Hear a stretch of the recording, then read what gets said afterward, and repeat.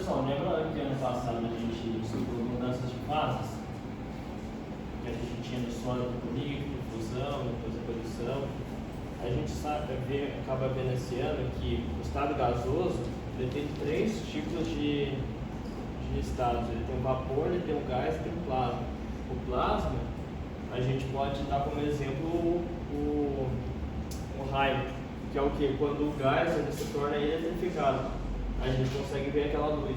Então, toda vez que você vê um raio, é um gás em forma de plasma. Então, o estado sólido, ele tem o que? O volume e forma bem definidos. Ele tem as partículas próximas, lembra da estrutura do sólido? E tem grau de liberdade restrito. Como estão todas as partículas lá bem no seu estado bem definido, lá eles não conseguem se mover.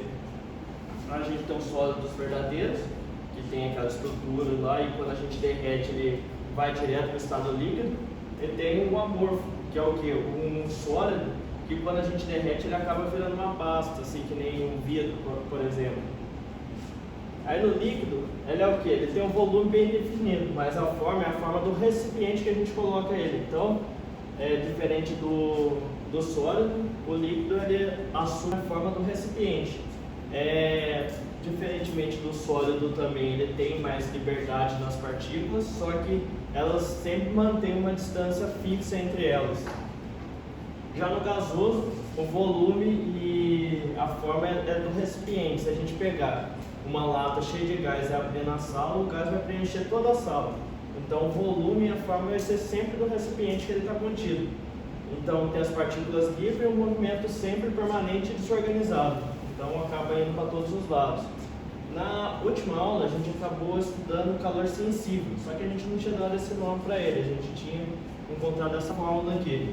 Essa fórmula é o cálculo do calor sensível, que é o que? Quando você dá calor para uma substância, só que ela não transforma o estado físico dela. Ela continua no mesmo estado físico, só que ela continua ganhando calor e variando a temperatura. Hoje a gente está vendo o calor latente, que é o que? O calor que a substância recebe quando ela vai mudar de estado físico. Então, quando ela lembra que a gente viu esse gráfico de mudança de estado físico? Então, toda substância, quando ela vai mudar de estado físico, ela permanece recebendo calor, só que a temperatura não varia. Isso a gente chama de calor latente, que é o quê? É uma variável que depende do material, vezes a massa do material é igual à quantidade de calor latente. Então, tem que sempre lembrar, a gente não mudou de estado físico e variou a temperatura, calor sensível. Mudou de estado físico e a temperatura permaneceu constante, calor latente. Entendeu? Então,